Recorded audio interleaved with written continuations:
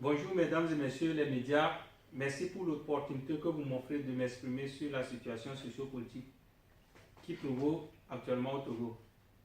Et puisque je suis natif de Mango, j'aimerais à travers ce communiqué de presse exprimer mon indignation face à la répression sanglante que subit ce peuple.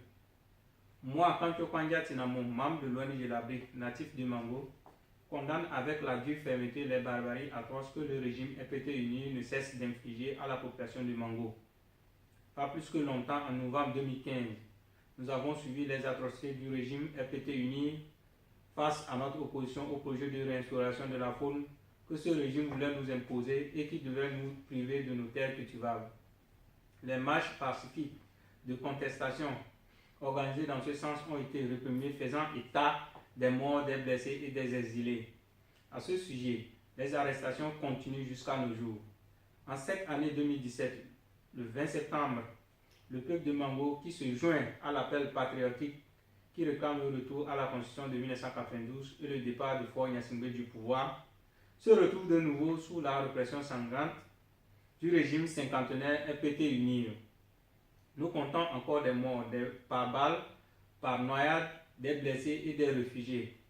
À l'heure actuelle, Mango est l'une des villes du nord assiégées où les manifestations sont interdites. Je tiens alors à interpeller la communauté internationale, l'Amnesty International et les autres organisations de défense des droits de l'homme à prendre leurs responsabilités afin que les auteurs de ces crimes soient punis.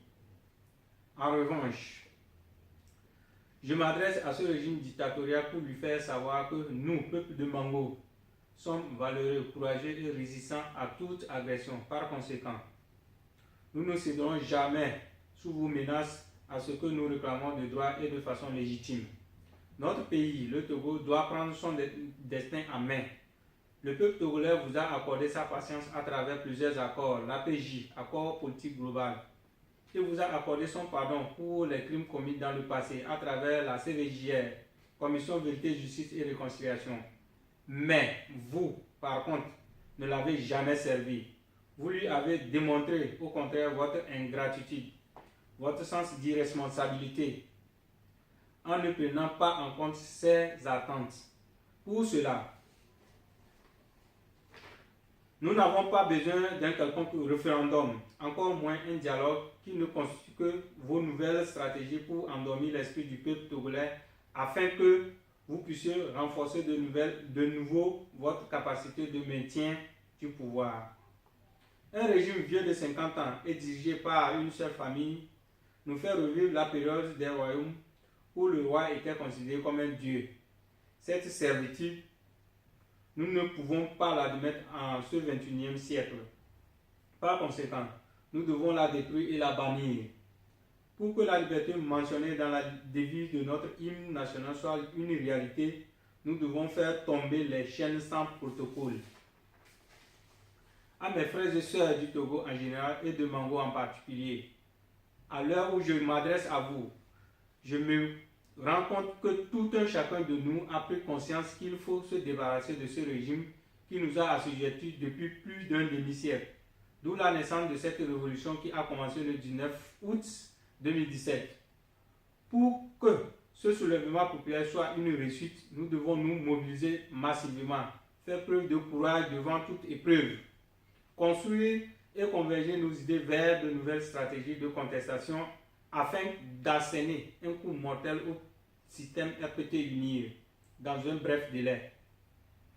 Jeunesse togolaise, jeunesse de Mango, nous nous sommes engagés dans une lutte pour la libération de notre chère patrie. Je suis certain que nous sommes proches du butin. Seule notre détermination, notre sens de responsabilité nous conduira à la victoire. Nous sommes les acteurs principaux dans ce combat et nous ne devons pas attendre que l'extérieur vienne combattre à notre place. Nous devons prendre l'exemple de nos frères du Bénin et du Burkina Faso.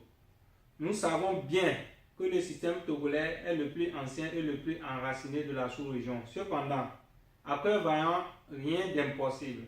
Chers concitoyens, chers frères et sœurs de Mango, sachez que nous qui sommes ailleurs, nous sommes mobilisés et nous vous soutenons moralement et physiquement dans ce combat.